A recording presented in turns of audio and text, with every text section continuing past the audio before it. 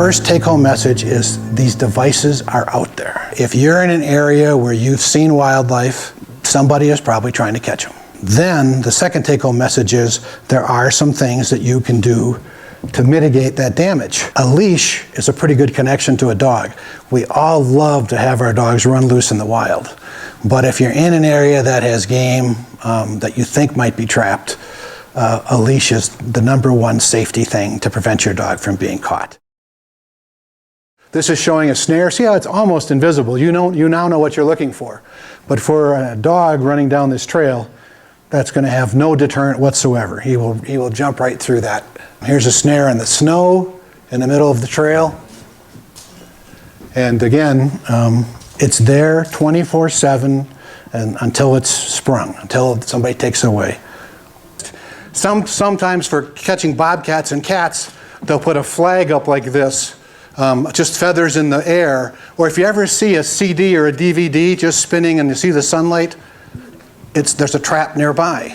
That's a visual attractor. Snares are basically a non-mechanical device. They're basically aircraft cable. They're hung in a manner that when an animal walks through them, the snare comes down and locks. And it will lock on the animal, and it will always tighten, but it won't back up. So they die from suffocation. For a dog that is really well leash trained, sometimes they'll hit the end of the snare and not go further, which can save their life. But if the dog freaks out, even some of the best leash trained dogs will still freak out. The beauty of snares is that they can be backed off. You may not have to cut them.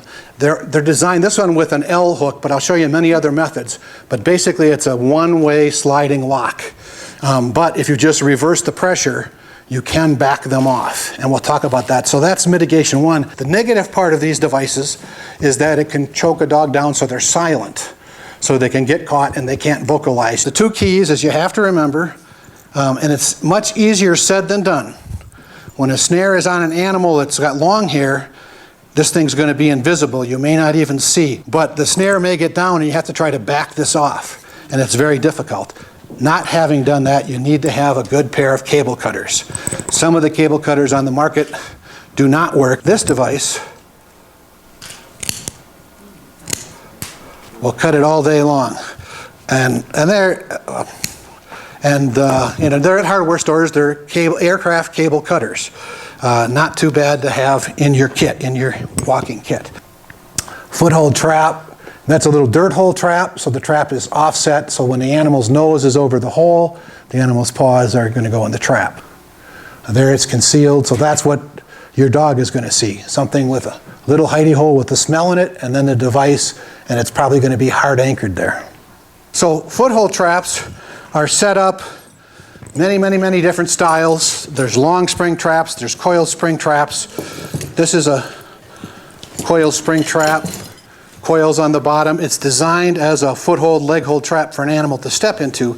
You never see them. This trap would be invisible. It would be flush with the ground. It would be covered in soil. And then when the animal steps, in this case, there's a side attractor for a feather. There might be a dirt hole. Even the disturbed dirt is an attractor. But something is going to attract the animal, and then when he steps in there, the trap springs and bites on the pad. This is a very short stake trap.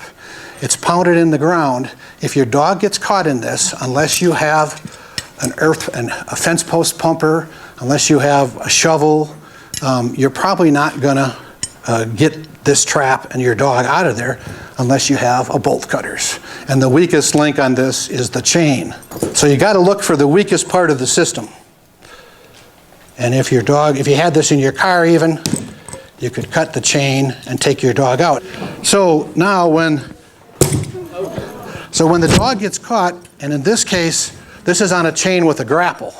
So trapper gets caught, and she pulls, and she gets away from the trap site, and this is your dog, and you hear her scream, and you're wondering what's going to happen. Trapper loves me, but Trapper's in a world of hurt. So if I go up and try to grab Trapper's foot, Trapper's probably going to bite me.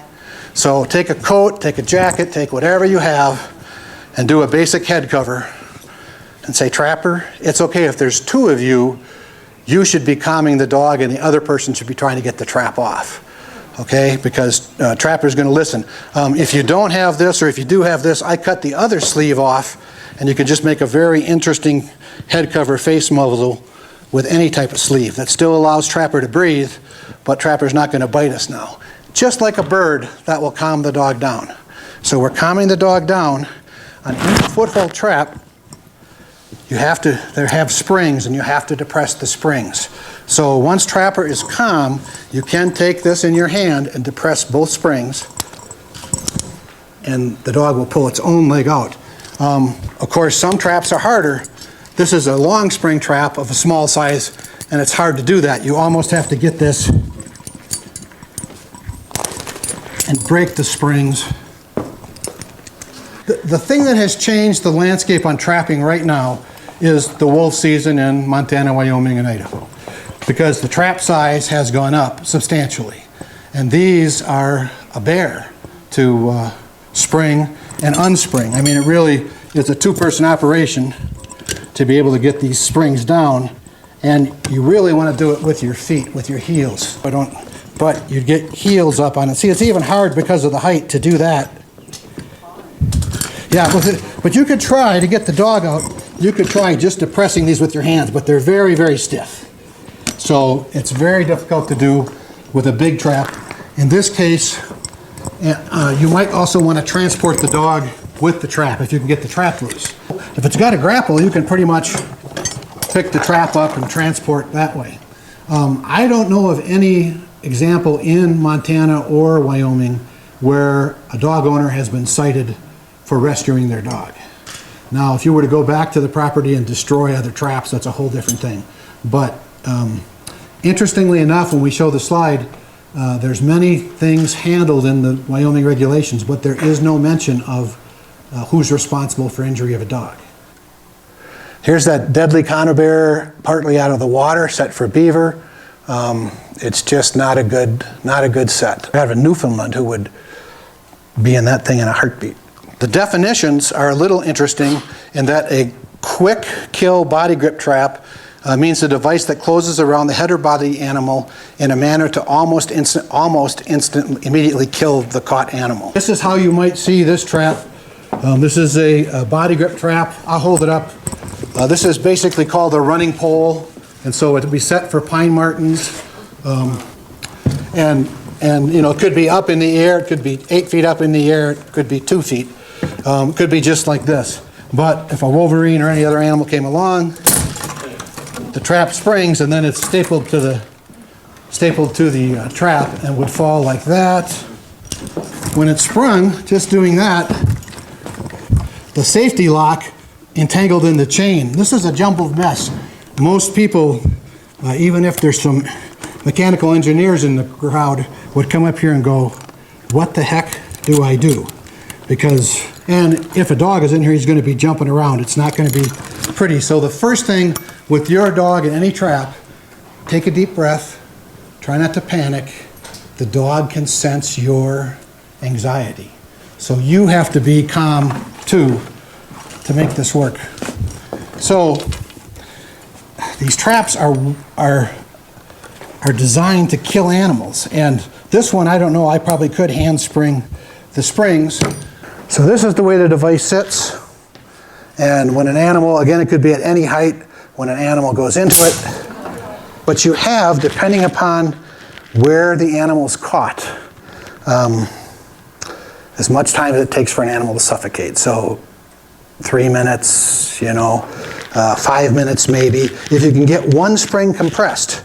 So it's very hard to do, and to show this way, you can take, and this one again is a good example because it's tied down, but you can run a belt, your dog leash, anything through twice.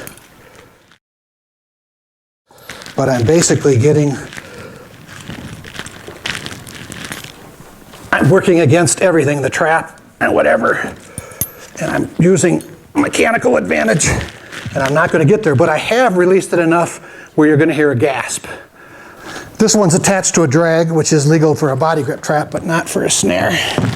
Now I'm going to have mechanical advantage. I can put my whole body into it, and I can pull that, get the spring, and now I've got one. I've got to get the other one.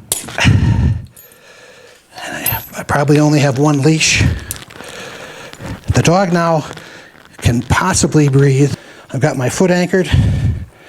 I'm going through once. I'm going to come back through. And now I'm going to depress.